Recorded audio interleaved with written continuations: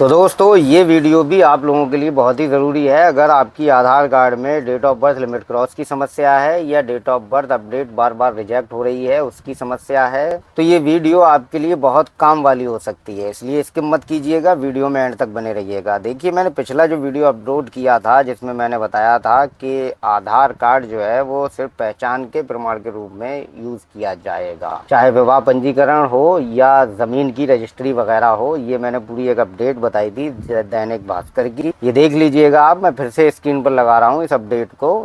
अब उस वीडियो पर जो लोगों के कमेंट्स आए हैं, कुछ चुनिंदा कमेंट्स हैं, वो मैं पढ़ रहा हूँ, उनका रिप्लाई देने की कोशिश कर रहा हूँ। देखिए, पहला कमेंट है, सर आधार कार्ड डीएक्टिवेट हो गया है। वो 0 से 5 वाले केस की वजह से हमारा फर्स्ट टाइम करेक्शन था। अभी आधार कार्ड एक्टिव होने में कितना टाइम लगेगा? क्या एनेक्सर 3 लगाकर रीजनल ऑफिस ही जाना होगा या नॉर्मल आधार सेवा केंद्र से भी हो जाएगा? देखिए, 0 से 5 साल तक के बच्चों का जो आधार कार्ड होता है ना, वो बाल आधार होता है, यानी कि बच्चों का आधार कार्ड जो ब्लू कलर का होता है। तो वो आधार कार्ड सिर्फ 5 ईयर्स के लिए वैलिड रहता है।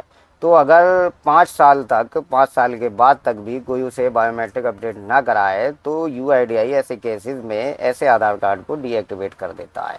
तो एक बार आप नॉर्मली किसी भी आधार सेवा केंद्र पर जाकर अपने बच्चे को ले जाइए और बायोमेट्रिक अपडेट कराइए। हो सकता है 90% के आपके बच्चे का आधार कार्ड चालू हो जाए, और फिर भी चालू ना हो तो फिर वही एनेक्सर 3 वाली प्रक्रिया है जो मैं पहले भी कई वीडियोस के जरिए आपको बता चुका हूं। और अगर आपको नहीं समझ में आया तो फिर से एक बार चैनल पे विजिट कीजिएगा और देख लीजिएगा। हेलो डियर सर, जब आधार पहचान का आधार है, डॉक्यूमेंट वेरिफिकेशन में डीओबी अलग होने पर रिजेक्ट क्यों कर दिया जाता है?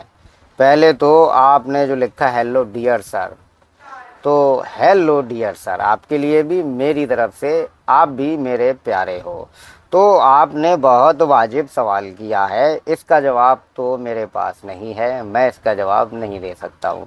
फिर भी आपका सवाल मुझे अच्छा लगा, और अगर आप में से किसी के पास इस सवाल का कोई जवाब है तो कमेंट ज़रूर कीजिएगा, ठीक है। अगला कमेंट है, हमारा डीओपी लिमिट क्रॉस अपडेट हो गई। बिल्कुल, बहुत बहुत शुक्रिया मेरे भाई और मुबारक हो। अब देखो, बहुत लोग ये सोचते हैं जिनका डीओपी लिमिट क्रॉस हो जाता है कि आधार में जो डीओपी लिमिट क्रॉस एक बार हो गई फिर अपडेट ही नहीं होती है। तो वो लोग सुन लो भैया, साफ साफ लिख रहे हैं भाई साहब कि हमारा डीओपी लिमिट क्रॉस अपडेट हो गई। मतलब आधार कार्ड में डीओबी लिमिट क्रॉस है तो लिमिट क्रॉस होने के बावजूद डीओबी अपडेट होती है, ठीक है। अब मेरे पूछ रहे हैं कमेंट करके, कैसे भाई बताओ, कैसे भाई बताओ?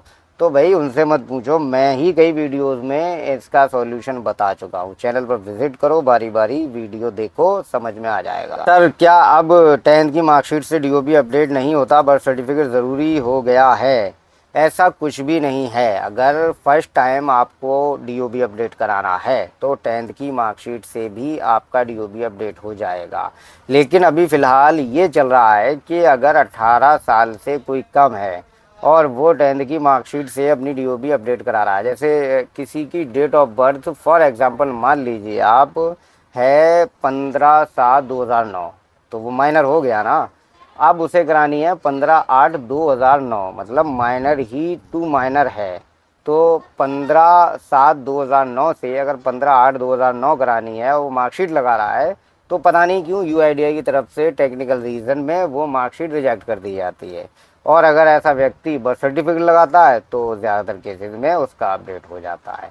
लेकिन अगर 18 साल क्रॉस कर दिए कि किसी स्टूडेंट ने और फिर वो अपनी डीओबी मार्कशीट से अपडेट करवा रहा है, तो ऐसी सिचुएशन में डीओबी अपडेट हो जा रही है। ये पता नहीं क्या चल रहा है यूआईडीआई की तरफ से, अगर किसी को मालूम हो तो कमेंट ज़रूर कीजिएगा। तो ये कुछ चुनिंदा कमेंट थे, तो मुझे उम्मीद है कि मैं सभी का जवाब बारी बारी अच्छी तरीके से दे पाया होऊंगा और आप लोगों को भी कुछ नया सीखने को मिला होगा।